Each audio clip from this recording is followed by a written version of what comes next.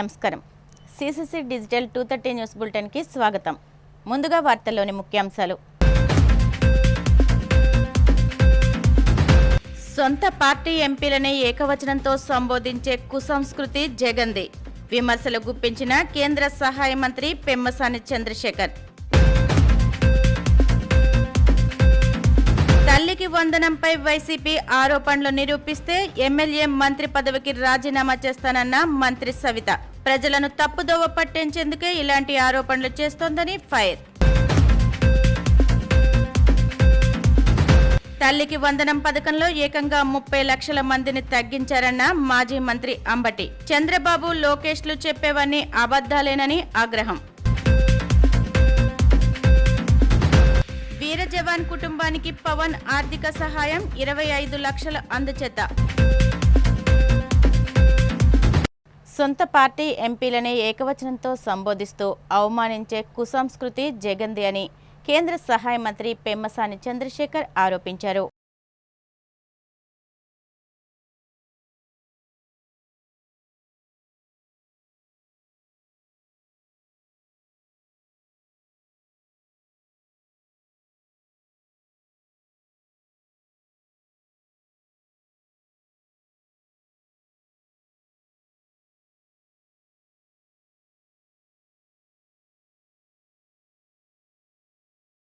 ఆర్ఓబీలు work start అయితే చాలా problem అవుతుంది.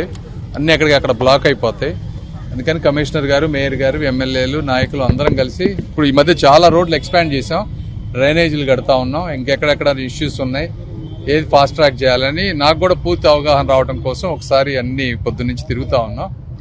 తర్వాత చాలా రోడ్లు బాగా నీట్గా ఉన్నాయి. నా తల్లికి వందనం 13,000 రూపాయలు ఒక్కొక్కళ్ళ ఇంట్లో ఎప్పుడు లేని విధంగా దాదాపు 60 లక్షల మందికి పైగా, దగ్గర 10,000 కోట్ల రూపాయలు. ఈ చరిత్రలో లేనిది. నా వ్యక్తిగత అభిప్రాయం ఏంటంటే తల్లికి వందనం నిన్న ఏదైతే జరిగిందో అది వైసీపీకి మరణ శాసనం. ఇది నా ట్యాగ్ లైన్. ఇది జరగబోతుంది. ఎందుకంటే ముఖ్యంగా ఇక్కడ ఈ చుట్టుపక్కల ప్రాంతంలో మైనారిటీ వర్గాలు ఎక్కువ ఉన్నాయి. కొంతమందికి 3-4 పిల్లలు ఉన్న పరిస్థితి కూడా ఉంది. వాళ్ళందరికీ మరి 50,000, 60,000, 70,000 రూపాయలు అంటే ఒక ఇంట్లో ఒక రోజు బ్యాంక్ అకౌంట్లో ఇంత రావడం అనేది అసలు ఎక్కడా చూడడం. బాబు గారు ఈ రాష్ట్రంలో ఎంత ఇబ్బందులు ఉన్నాయి, ఎట్లా పట్టుకొస్తున్నారో, ఏ విధంగా చేస్తున్నారో మాకు కూడా అర్థం కాని పరిస్థితి. డబ్బులు అనేది నేను కష్టపడి సంపాదించుకున్నాను. అందులో దాపరికం ఏముంది, ఎలక్షన్ ముందు ప్రజెంట్ చేశారు, దానికి దీనికి సంబంధం ఏముంది? ప్రజాసేవ. తల్లికి వందనం పథకంపై వైసీపీ చేస్తున్న ఆరోపణలు నిరూపిస్తే తాను ఎమ్మెల్యే, మంత్రి పదవులకు రాజీనామా చేస్తానని, ఒకవేళ నిరూపించలేకపోతే పిలివెందుల ఎమ్మెల్యే పదవికి జగన్ రాజీనామా చేయగలరా అని మంత్రి సవిత సవాల్ విసిరారు. మంగళగిరిలోని టీడీపీ కేంద్ర కార్యాలయంలో ఆమె మీడియాతో మాట్లాడారు. తల్లికి వందనం పథకం కింద కేటాయించిన నిధులలో 2,000 రూపాయలు నారా లోకేష్ జేబుల్లోకి వెళ్తాయని వైసీపీ నేతలు చేస్తున్న ఆరోపణలపై మంత్రి సవిత ఘాటుగా స్పందించారు. ప్రజలను తప్పుదోవ పట్టించేందుకే వైసీపీ ఇలాంటి ఆరోపణలు చేస్తోందని, కానీ ప్రజలు ఇప్పటికే వాటిని పక్కన పెట్టారని, ప్రతిపక్ష హోదా కోసం ఇవ్వకపోవడమే దీనికి నిదర్శనమన్నారు. ఈరోజు రాష్ట్ర వ్యాప్తంగా నిన్నటి రోజున తల్లిదండ్రులు ఆనందంగా, ఎందుకంటే వారి బిడ్డలకు సంపూర్ణమైన విద్య అందించాలి అని ఏదైతే ఎన్నికల సమయంలో ముఖ్యమంత్రి చంద్రబాబు నాయుడు గారు హామీ ఇచ్చారో ఆ మాట నిలబెట్టుకున్న ముఖ్యమంత్రి చంద్రబాబు నాయుడు గారు, అదేవిధంగా విద్యాశాఖ మంత్రి యువగళం అధినేత నారా లోకేష్ బాబు గారు అనే విషయం కూడా తెలియజేస్తూ, మరి నిన్నటి రోజున సుమారుగా 67,27,164 మందికి తల్లి వందనం అందజేశామన్న విషయాన్ని కూడా మీకు తెలియజేస్తున్నాం. ఎందుకంటే సుమారుగా 8,745 కోట్ల రూపాయలు తల్లి వందనం కింద డైరెక్ట్ తల్లిదండ్రుల అకౌంట్లోకి అమౌంట్ క్రెడిట్ అయిందన్న విషయం కూడా తెలియజేస్తూ, తల్లిదండ్రులు ఒక పక్క, పిల్లలు ఒక పక్క నిజంగా చాలా ఆనందంగా ఉన్నారన్న విషయాన్ని కూడా మీకు తెలియజేస్తున్నాం. గత ప్రభుత్వం చేసిన అప్పులు కట్టుకుంటూ ఈరోజు మర్రి చంద్రబాబు నాయుడు గారు, డిప్యూటీ సీఎం పవన్ కళ్యాణ్ గారు, ఒక పక్క యువగళం అధినేత ఈరోజు తల్లి వందనం ఇవ్వటం నిజంగా చాలా ఆనందంగా ఉంది. అంతేకాకుండా మొత్తం తల్లి వందన పథకానికి మొత్తం వ్యయం వచ్చి 10,091 కోట్ల రూపాయలు. మరి అందులో పాఠశాల అభివృద్ధి కోసం 13,046 కోట్ల రూపాయలు వెచ్చించామన్న విషయం కూడా మీకు తెలియజేస్తున్నాం. మరి గత ప్రభుత్వంలో ఈ తల్లి వందనం కూడా ఇంట్లో ఎంతమంది బిడ్డలుంటే అంతమందికి తల్లి వందనం అందజేసామన్న విషయాన్ని కూడా మీకు తెలియజేస్తున్నాం. ఒకరు ఉంటే 13,000, ఇద్దరుంటే 26,000, ముగ్గురుంటే 36,000, నలుగురుంటే 52,000, 5 మంది బిడ్డలుంటే 65,000 రూపాయలు అందజేశామన్న విషయాన్ని కూడా మీకు తెలియజేస్తున్నాం. మరి నిజంగా ఈరోజు తల్లిదండ్రులంతా ఆనందంగా ఉన్నారు. చూడండి, ఈ తల్లిదండ్రులకు 4 ఆడబిడ్డలు, 4 ఆడబిడ్డలకి తల్లి వందనం ఇవ్వటం వల్ల వారు ఎంత ఆనందంగా ఉన్నారంటే నిజంగా నిన్నటి రోజు అందరికీ ఫోన్లు చేసి లోకేష్ బాబు గారు మా బిడ్డలకు సహకరించినందుకు లోకేష్ బాబు గారికి ప్రత్యేకమైన ధన్యవాదాలను కూడా తెలియజేశారు. అంతేకాకుండా మరి ఈ తల్లిదండ్రులకు 4 బిడ్డలు, మరి ఈ తల్లిదండ్రులకు 5 మంది బిడ్డలు, వాళ్లకు 65,000 రూపాయలు నిన్న క్రెడిట్ అయ్యింది. గత ప్రభుత్వం ఎన్నికల సమయంలో నా చెల్లమ్మలు, నా బిడ్డలు, నేను ప్రతి బిడ్డకు మేనమామని చెప్పుకున్నారు. అధికారంలోకి వచ్చిన తర్వాత ఏ విధంగా మోసం చేశారో మీరు అందరూ చూశారు. అమ్మఒడి కింద ఇంట్లో ఎంతమందికి ఉంటే అంతమందికి జగన్మోహన్ రెడ్డి గారు ఓ పక్క, భారతిరెడ్డి గారు ఓ పక్క, వైసీపీ పార్టీ వాళ్ళంతా ఎంతమందికి ఉంటే అంతమందికి అమ్మఒడి ఇస్తామని చెప్పి ఓటేయించుకొని కుర్చీలో కూర్చున్నాక మోసం చేశారన్న విషయం మీకు తెలియజేస్తున్నాం. మరి వైసీపీ పార్టీకి తల్లి ప్రేమకు పరిమితం పెట్టారు, ఒకరికే ఇచ్చి. మరి ఎన్డీఏ ప్రభుత్వం మా యువగళం అధినేత నారా లోకేష్ బాబు గారు తల్లిదండ్రుల ప్రేమకు, తల్లిదండ్రుల పిల్లలకు కానీ పరిమితం పెట్టకుండా ఎంతమంది ఉంటే అంతమందికి తల్లి వందనం అందజేసిన ప్రభుత్వం ఎన్డీఏ ప్రభుత్వం అని కూడా ఈ సభాముఖంగా మీకందరికీ తెలియజేస్తున్నాం. ఆపరేషన్ సింధూర్లో ప్రాణాలర్పించిన వీర జవాన్ మురళీ నాయక్ కుటుంబానికి జనసేన అధినేత ఉప ముఖ్యమంత్రి పవన్ కళ్యాణ్ వ్యక్తిగత ఆర్థిక సహాయం ప్రకటించిన విషయం విదితమే. ఆ ప్రకటన మేరకు పవన్ కళ్యాణ్ తన సొంత నిధుల నుంచి 25 లక్షలు అందజేశారు. శ్రీ సత్యసాయి జిల్లా గోరంట్ల మండలం కల్లితండాలో నివసిస్తున్న జవాన్ తల్లిదండ్రులు శ్రీరామ్ నాయక్, జ్యోతి దంపతులకు తిరుపతి ఎమ్మెల్యే ఆరణి శ్రీనివాసులు, పాలకొండ ఎమ్మెల్యే జయకృష్ణ చెక్కును అందజేశారు. మురళీ నాయక్ కుటుంబానికి తన సొంత నిధుల నుండి పవన్ కళ్యాణ్ మంచి మనసుకు నిదర్శనమని ఈ సందర్భంగా వారు పేర్కొన్నారు. ప్రభుత్వ హామీ మేరకు అధికారులు ఇప్పటికే 50 లక్షలు ఇంటి స్థలం, వ్యవసాయ భూమిని మురళీ నాయక్ కుటుంబానికి అందజేయడం జరిగిందని వారు తెలిపారు. జనసేన పార్టీ తరఫున పవన్ కళ్యాణ్ గారు మమ్మల్ని పంపడం జరిగింది. వాళ్ళ కుటుంబ సభ్యులకు 25 లక్షల రూపాయలు సొంత నిధులతో ఆర్థిక సహాయం అందించిన పెద్ద మనసు కలిగిన నాయకుడు, జనసేన నాయకులు గౌరవనీయులు పవన్ కళ్యాణ్ గారు. ఆయన ఈ రోజు వాళ్ళ కుటుంబ సభ్యులకు మమ్మల్ని ఇద్దరిని పంపి ఇక్కడ జనసేన పార్టీ ఎన్డీఏ కూటమి నాయకులందరినీ కూడా కలుపుకొని, ముఖ్యంగా జనసేన పార్టీ నాయకుల సమక్షంలో వాళ్లకు 25 లక్షల రూపాయలు చెప్పి అందించడం. కుటుంబానికి ఈ రోజు పరామర్శ చేయడానికి, అలాగే గౌరవ ఉప ముఖ్యమంత్రి గారు పవన్ కళ్యాణ్ గారు ప్రకటించినటువంటి 25 లక్షల రూపాయల ఆర్థిక సహాయాన్ని చెక్కుని ఇవ్వడానికి తాండాకు రావడం జరిగింది. ఇందులో తిరుపతి ఎమ్మెల్యే గారు ఆరణి శ్రీనివాసులు గారు, అనంతపురం అధ్యక్షులు వరుణ్ గారు, జన సైనికులందరూ కూడా ఈ కార్యక్రమంలో పాల్గొన్నారు. వారందరికీ కూడా ప్రత్యేకమైనటువంటి ఏడాది కూటమి పాలనలో సూపర్ 6ను అమలు చేశామంటూ నిస్సగ్గుగా సీఎం చంద్రబాబు ప్రకటించుకోవడం విడ్డూరంగా ఉందని మాజీ మంత్రి అంబటి రాంబాబు మండిపడ్డారు. గుంటూరులోని క్యాంపు కార్యాలయంలో ఆయన మీడియాతో మాట్లాడారు. సూపర్ 6తో పాటు 143 హామీల్లో ఏ ఒక్కటి పూర్తిగా అమలు చేయాలని అసమర్థ పాలన చూస్తున్నామని ఆక్షేపించారు. అయినా ఎల్లో మీడియాలో అద్భుతం అని పొడిగించుకోవడం, గొప్ప పాలకుడని డప్పు కొట్టించుకోవడం చూసి ప్రజలు యావగించుకుంటున్నారని గుర్తుగా ఎద్దేవా చేశారు. చివరికి తల్లికి వందనం పథకంలోనూ ఏకంగా 30 లక్షల మందిని తగ్గించారని దుయ్యబడ్డారు. తల్లికి వందనం పేరుతో 30 లక్షల మంది పిల్లలకి ఎగ్గొట్టేశాడు. ఎంతమంది పిల్లలుంటే అంతమంది పిల్లలకి ఇస్తామంటున్నారు. ఇస్తారో పెడతారో తెలియదు. ఇంకా జగన్మోహన్ రెడ్డి గారు 15,000 ఇస్తూ టాయిలెట్ మెయింటెనెన్స్కి, స్కూల్ మెయింటెనెన్స్కి 2,000 మినహాయించి తల్లుల ఖాతాల్లో 13,000 వేశారు. చూస్తుంది ఇప్పుడు కూడా ట్రోల్ అవుతా ఉంది మన లోకేష్ బాబు గారు. 2,000 రూపాయలు లాగేశాడు జగన్మోహన్ రెడ్డి గారు. సైకో జగన్మోహన్ రెడ్డి గారు లాగేశాడు. 2,000, 13,000 ఇచ్చాడు అని చాలా ఎగతాళిగా మాట్లాడాడు. ఏమండి లోకేష్ గారు, మరి ఆ 13,000 ఫాలో అవుతున్నావే, 15,000 ఏమైంది? జగన్మోహన్ రెడ్డి గారు 2,000 రూపాయలు మినహాయిస్తుంటే అది తప్పని దానికి లేనిపోని ప్రచారం చేసినటువంటి ఓ నారా లోకేష్ గారు సిగ్గుందా అని అడుగుతా ఉన్నా. ఇవాళ జగన్మోహన్ రెడ్డి గారిని ఫాలో అవుతున్నారు మీరు. ఆ 2,000 ఇచ్చి మేము జగన్మోహన్ రెడ్డి గారి లాగా కాదు, ఆ మెయింటెనెన్స్ 2,000 ఇస్తున్నాం, ప్రతి తల్లికి 15,000 ఇస్తున్నాం, మమ్మల్ని చూడు మా అందం చూడు అంటే అప్పుడు మిమ్మల్ని ఏమన్నా చూడటానికి అవకాశం ఉంటుంది. మరి ఎందుకు మీరు ఇలా చేస్తున్నారు? You are not feeling shy. మీకు అసలు సిగ్గుపడే లక్షణమే బాబు కొడుకులకి ఇద్దరికి లేదు. ఎంత పచ్చి అబద్ధాలైనా సరే అద్భుతంగా చెప్పేసే కార్యక్రమం చేస్తారు. నారా చంద్రబాబు నాయుడు గారు వాళ్ళ అబ్బాయి సెక్రటేరియట్లో కూర్చున్నారు, ఇద్దరు తండ్రి కొడుకులు ఇద్దరు. ఏంది మీ లెక్కలు నాకు చెప్పండి, నాకు అర్థం కాలే. తల్లికి వందనంలో తండ్రి గారేమో మొత్తం బడ్జెట్ దీనికి తల్లికి వందనానికి 1,091 కోట్ల రూపాయలు మేము ఖర్చు పెడుతున్నాం అంటాడు ఆయన. అబ్బాయి గారేమో 8,745 అని ఈయన చెప్తాడు. ఈ లెక్క ఏంటో నాకు అర్థం కాల. ఇంత దుర్మార్గంగా ఈ తప్పుడు లెక్కలు చెప్పేటటువంటి ప్రయత్నం చంద్రబాబు నాయుడు గారు అబ్బాయి ఎందుకు చేస్తున్నారో అర్థం కానటువంటి అంశం. ఇక్కడ ఏంటి, 8,745 కోట్లేమో ఆయన అంటాడు, 1,091 కోట్లేమో ఈయన అంటాడు. ఏమిటి ఈ లెక్క నాకు అర్థం కాల. ఏమైనా పొరపాటు పడుతున్నారా తల్లిదండ్రులు ఇద్దరు? దీని సంగతి మాత్రం మీరు చెప్పరు. చెప్పకోకుండా ఏదేదో మాట్లాడే పద్ధతుల్లో మీరు మాట్లాడుతూ ఉన్నారు.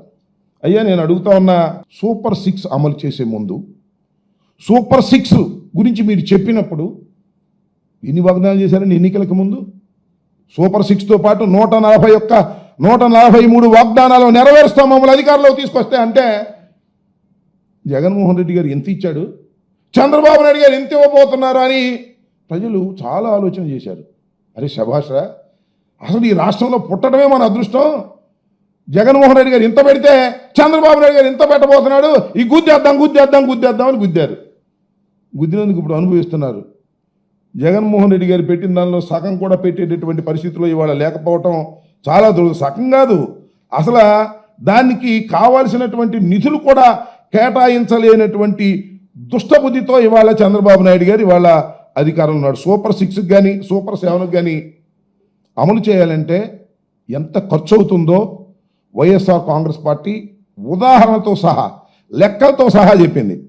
81,000 కోట్లు ఖర్చు పెట్టాల్సి ఉంటుంది అని. ఒక్క పైసా కూడా ఖర్చు పెట్టలా ఈ సంవత్సర కాలంలో చంద్రబాబు నాయుడు గారు. ఇప్పుడు చెప్తున్నాడు ఖర్చు పెడతాను అని, ఇంకా పెట్టలా. కానీ చంద్రబాబు నాయుడు గారు 1,58,604 కోట్లు అప్పు తెచ్చాయండి వివిధ సంస్థల నుంచి. Record break. ఇంతవరకు ఎవరు చేయలే, ఒక నారా చంద్రబాబు నాయుడు గారు చేశాడు, రికార్డు బ్రేక్ చేశాడు. అప్పుల గురించి మాట్లాడితే ఏమనేవాడు, జగన్మోహన్ రెడ్డి గారు అప్పులు తీసుకొస్తున్నాడు, ఇది శ్రీలంక అయిపోద్ది, ఇది దౌర్భాగ్యమైన పరిపాలన అయిపోతుంది, రాష్ట్రం దివాళా తీస్తుంది. మరి ఇవాళ మాత్రం చంద్రబాబు నాయుడు గారు అధికారంలోకి వస్తే రికార్డు స్థాయిలో ఒక్క సంవత్సరంలో 1,58,604 కోట్లు అప్పు చేసి రికార్డు సృష్టించినటువంటి మహానుభావుడు నారా చంద్రబాబు నాయుడు గారు. ఏమైనా తీసుకొచ్చి ఏమన్నా పేదలకు ఇచ్చావా, ఏమైనా స్కీమ్స్ అమలు చేసావా అంటే ఎక్కడ పోయినాయి డబ్బులన్నీ, ఎవరి జేబుల్లోకి పోయినాయి, అర్థం కానటువంటి పరిస్థితి. అలాంటి దౌర్భాగ్యమైనటువంటి పరిపాలన ఇవాళ చంద్రబాబు నాయుడు గారు చేస్తూ అద్భుతమైన పరిపాలన చేస్తున్నాం నమ్మండి అనేటువంటి పద్ధతుల్లో ఇవాళ ఈ రకమైనటువంటి విధానాన్ని మీరు అమలు చేసేటటువంటి పరిస్థితికి వచ్చారనేది వాస్తవమైనటువంటి విషయం అని కూడా ఈ సందర్భంగా నేను చెప్తున్నాను. ఏడాది కూటమి పాలనలో వైఫల్యాలు మోసాలను ప్రజల్లోకి తీసుకెళ్తామంటూ విశాఖ వైసీపీ కార్యాలయంలో నేతలు పుస్తకాన్ని ఆవిష్కరించారు. ఈ పుస్తకం చంద్రబాబు నేతృత్వంలోని కూటమి ప్రభుత్వం ఏడాది కాలంలో చేసిన అవినీతి వైఫల్యాలను బయటపెడుతుందని వారు పేర్కొన్నారు. అక్రమ మైనింగ్పై త్వరలో పోరాటం చేస్తామని, ప్రజలకు న్యాయం చేసేందుకు కట్టుబడి ఉన్నామని మాజీ మంత్రి అమర్నాథ్ తెలిపారు. చంద్రబాబు ప్రభుత్వం వైసీపీ నేతలపై కక్ష సాధింపు చర్యలకు పాల్పడుతోందని ఆరోపించారు. ప్రభుత్వాన్ని ప్రశ్నిస్తే తప్పుడు కేసులు పెడుతున్నారని, ఏడాదిలో 1.50 లక్షల కోట్ల అప్పు తప్ప ఎలాంటి సాఫల్యం లేదని విమర్శించారు. సమర్థించుకుంటున్నాను. రైట్ కాదు, బాబాసాహెబ్ అంబేద్కర్ రాజ్యాంగం అని చెప్పేసి. బాబాసాహెబ్ అంబేద్కర్ రాజ్యాంగం బ్యూటిఫుల్ ఆఫ్ ది రాజ్యాంగం ఏంటంటే article 21 Liberty, freedom to live, మనం బ్రతకడానికి, అలాగే లిబర్టీ, ఈ రెండు చాలా చక్కనైన అంశాలని ఆ ఆర్టికల్ 21లో అమర్చడం జరిగిందన్నమాట. ఈరోజు రెండింటికంటే ముఖ్యమైనది నేను ఎవరైనా ప్రశ్నిస్తే బ్రతకడం కావాలా లిబర్టీ కావాలంటే నేనైతే లిబర్టీయే కావాలంటాను. I feel like dying on my feet rather than living on my knees. మోకాల మీద ఒకే కన్నా నా పాదాల మీద చావుకే ప్రాధాన్యత ఇస్తానని చెప్పి నేను తెలియజేస్తాను అన్నమాట. ఎటువంటి కేసులు పెట్టినా కానీ జాబ్ పొందుతున్నాం అన్నమాట. ఈరోజు లోకేష్ చంద్రబాబు నాయుడు వాళ్ళెవరు కూడా నమ్మరు. వాళ్ళ గవర్నమెంట్ ఎప్పుడు కూడా కూటమి ప్రభుత్వం అంటే చరిత్రలో ప్రభుత్వం వచ్చిన తర్వాత సంవత్సరం పరిపాలనలో మనకు తెలిసింది ఏంటంటే జగన్ అంటే ఒక నమ్మకం, చంద్రబాబు అంటే ఒక మోసం. ఇది అక్షరాలతో కాకుండా కూటమి ప్రభుత్వం వచ్చిన తర్వాత అనేక రకాలుగా నేను మొట్టమొదటి చెప్తూనే ఉన్నాను. చంద్రబాబు సుమారు 1000 PhD తీసుకుంటాడు. ఎలా మోసాలు చేయాలి, ప్రభుత్వ సొమ్ముని దోచుకోవాలి, పేద ప్రజలు ఏ రకంగా మోసం చేయాలి, ఈ విషయాల మీద వందల వేల PhD చేసినటువంటి మనిషి శ్రీ చంద్రబాబు గారు. మీ అందరికీ కూడా తెలుసు, పేదల పెళ్లిది శ్రీ జగన్మోహన్ రెడ్డి గారు వారి 5 సంవత్సరాల పరిపాలనలో ప్రతి పేదవాడు, ప్రతి పేద ఇల్లు, ప్రతి మధ్యతరగతి ఇల్లు చక్కగా సంతోషంగా, సుఖంగా, శాంతిగా ఉండేలాగా చేసినటువంటి సంగతి మనం మర్చిపోలేకపోతున్నాం. అందుచేతనే ఈ రోజున సంవత్సరం అయిన తర్వాత కూడా ప్రజలందరూ కూడా ఎందుకేసామో ఓటు ఈ యొక్క చంద్రబాబుకి మోసం చేస్తున్నాడు. అదే మనం నమ్ముకున్నటువంటి శ్రీ జగన్మోహన్ రెడ్డి గారికి మనం మోసం చేశాం. కాబట్టి మనం ఎట్టి పరిస్థితుల్లో కూడా మళ్ళీ జగన్ గారిని దీవించాలి. జగన్ గారి ప్రభుత్వం వస్తేనే ఈ రాష్ట్రం సుభిక్షంగా ఉంటుందని అందరూ కూడా ఆలోచించి ఈ రోజున ఈ యొక్క పుస్తకాలు చేస్తున్నాం. కార్యక్రమాన్ని జగన్మోహన్ రెడ్డి గారు రూపొందించిన అద్భుతమైన కార్యక్రమం అమ్మఒడి అనే కార్యక్రమం. ఆ రోజు చదువుకోవాలనుకునే తప్పన తాపత్ర ప్రతి ఒక్కరూ కూడా ఏ పేద విద్యార్థిని కూడా ఆర్థిక స్తోమత లేక నిరక్షరాస్యులుగా మారకూడదు, వారి ఉన్నత విద్యావంతులు చేయాలని ఆ రోజు జగన్మోహన్ రెడ్డి గారు ఎంత సమర్థవంతంగా అమ్మఒడి పథకాన్ని తీసుకురావడంతో పాటు ప్రభుత్వ పాఠశాలలన్నింటినీ కూడా ఉన్న స్థితి నుంచి ఉన్నత స్థితికి నాడు నేడు కార్యక్రమం ద్వారా ఈ విధంగా ప్రభుత్వ పాఠశాలని ఆ రోజు జగన్మోహన్ రెడ్డి గారు అమలు చేశారు. ఈ రోజు మన తల్లి వందనాన్ని చూపించే కార్యక్రమంలో ఎలాంటి సరఫరాలో ఏ విధంగా వార్తలు పెట్టినట్టు ఆ పథకాన్ని ఏ విధంగా అమలు చేశారో మనం చూసాం. అది దాని గురించి ఎక్కడైనా సోషల్ మీడియాలో ప్రశ్నిస్తే ఈ రోజు ఈ రాష్ట్ర విద్యాశాఖ మంత్రి లోకేష్ గారు ఎవరైనా సరే తల్లికి వందనం పథకం గురించి సోషల్ మీడియాలో కానీ ఎక్కడైనా వ్యతిరేకిస్తే మిమ్మల్ని కేసులు పెట్టి లోపల నిర్మించే ప్రయత్నం చేస్తానంటే ఈ కార్యక్రమం అమలు చేయలేదు, ఈ రాష్ట్రాన్ని అభివృద్ధి చేయలేదు, ఈ రాష్ట్ర పేద ప్రజలకు సంక్షేమాన్ని అందించలేదు, ఇచ్చిన హామీల్ని అమలు చేయలేక హామీల గురించి కానీ సూపర్ సిక్స్ గురించి కానీ వారి మేనిఫెస్టో గురించి కూడా మాట్లాడుతుంటే ఈరోజు బెదిరించే ప్రయత్నం చేస్తున్నారు.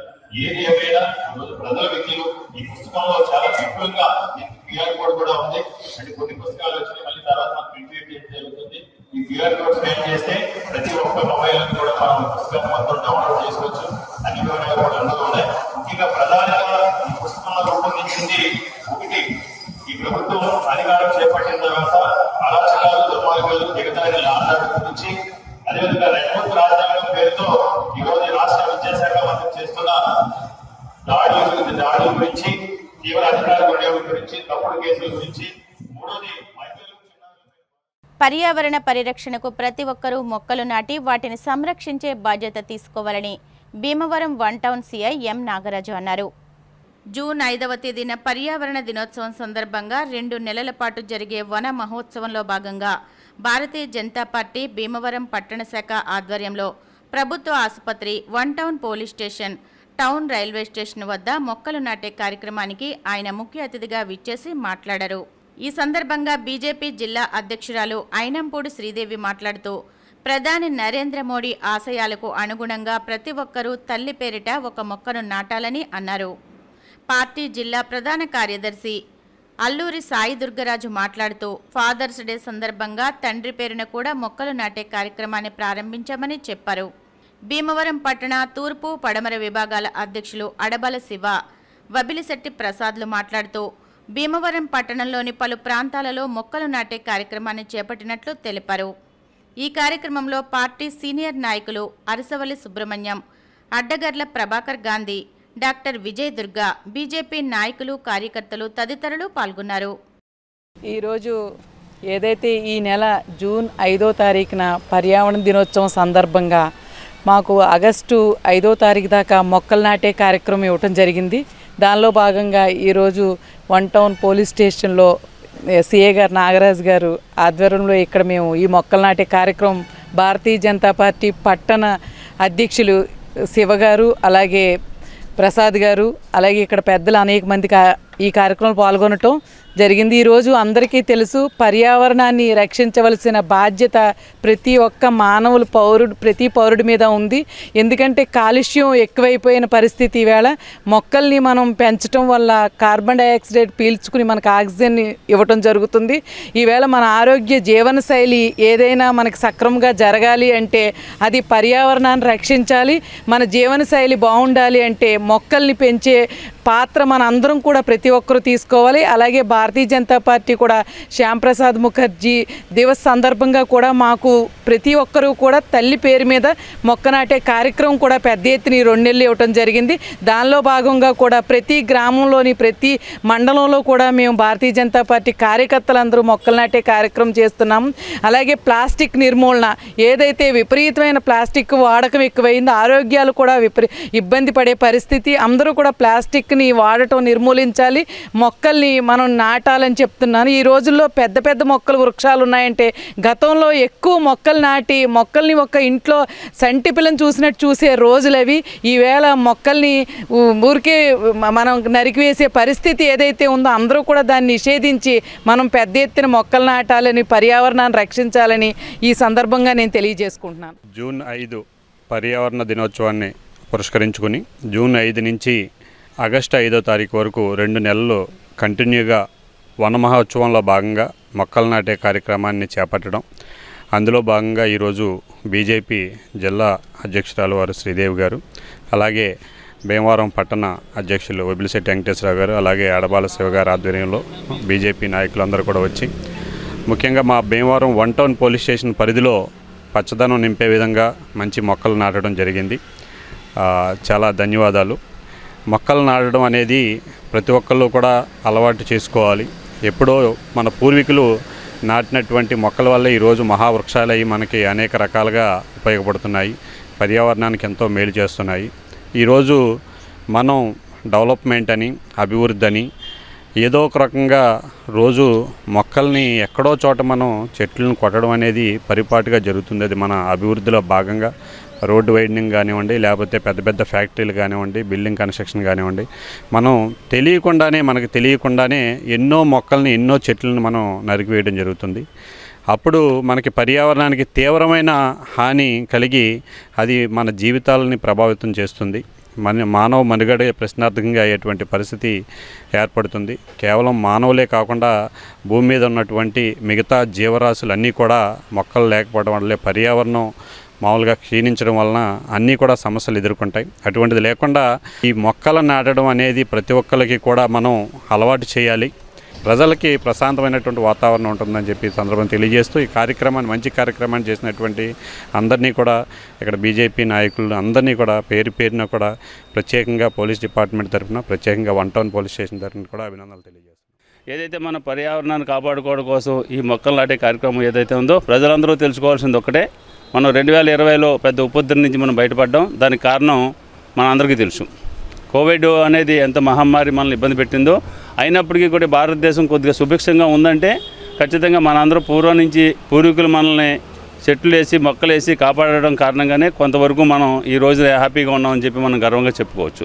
అలాగే రాబోయే తరానికి మనం ఏమైనా ఇవ్వాలనుకుంటే మనం ఒక మొక్క నాటి ఆ మొక్కని వాళ్ళకి అందజేస్తే వాళ్ళు ఆరోగ్యంగా ఉంటారు. వాళ్ళు భవిష్యత్తు ఈ మొక్క ఇచ్చే ఆక్సిజన్ వల్ల మరి ఆరోగ్యంగా ముందుకు వెళ్తారని చెప్పి మనం తెలియజేసుకోవచ్చు. అందరం కూడా మన తల్లి మనల్ని ఎలాగైతే పెంచి ఎంతవరకు పెద్ద చేసిందో ఆ తల్లి ఆవిడ ఉంటే ఆవిడ చేతుల మీదుగా ఒక మొక్క నాటించడం, లేదంటే ఆవిడ పేరు మీద ఒక మొక్క నాటించడం అనేది మన కార్యకర్తలే కాదు, మనం ఉండే గ్రామాల్లోని వార్డుల్లోని ప్రతి ఒక్కరికి తెలియజేసి ప్రతి ఒక్కరూ తల్లి పేరు మీద మొక్క నాటితే ఆ తల్లి పేరు మీద ఉన్న మొక్కను బతికించుకోవడానికి కూడా మనం చాలా ప్రయత్నం చేస్తాం. కాబట్టి ఆ మొక్క పర్యావరణానికి ఉపయోగపడుతుంది. కాబట్టి ఆ రకంగా భారతీయ జనతా పార్టీ కార్యకర్తలే కాదు, ఈ జనాల్ని ఎడ్యుకేషన్ చేయడంలో మన సుబ్రహ్మణ్యం లాంటి సీనియర్లు ఉన్నారు, గాంధీ గారు ఉన్నారు, అలాగే ఇక్కడ పెద్దలు అందరూ ఉన్నారు. కాబట్టి పబ్లిక్లో ఉండే వ్యక్తులను కూడా ఎడ్యుకేషన్ చేసి తల్లి పేరు మీద మొక్క నాటించి దాని మరి సంరక్షణ కూడా మనం ఆ ఇంట్లో పెద్దలు తీసుకుని దాన్ని సంరక్షించినైతే రాబోయే రోజుల్లో ఎటువంటి ఉపద్రవాన్నైనా మనం ఎదుర్కొని మన ఆరోగ్యానికి మనం ఆరోగ్యాన్ని కాపాడుకునే వాళ్ళు అవుతామని చెప్పి తెలియజేస్తాం. వరల్డ్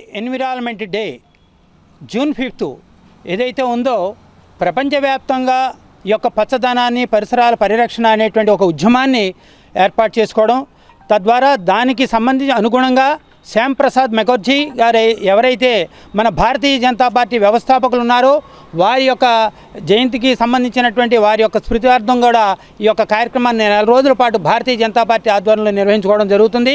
ఆ సందర్భంగానే ఇవాళ మరి 1 టౌన్ పోలీస్ స్టేషన్ ప్రాంగణంలో మరి జిల్లా అధ్యక్షులు, పట్టణ అధ్యక్షులు, అలాగే పట్టణ సిఐ గారు నాగరాజు గారు అందరి యొక్క సమక్షంలో ఈ యొక్క మొక్కను నాటడం అంటే రేపు రాబోయే రోజుల్లో ఈ యొక్క మొక్క మహావృక్షంగా మారాలి. దానికి తదనుగుణంగా అందరూ కూడా మరి వారి యొక్క సంరక్షణలోనే దాన్ని సంబంధించినటువంటి సంరక్షణ చేయాలని కోరుకుంటూ ప్రతి ఒక్కరూ కూడా ఈ యొక్క ఎన్విరాన్మెంట్ అనేటువంటి దాని మీద ప్రత్యేకమైనటువంటి శ్రద్ధ తీసుకోవాలి.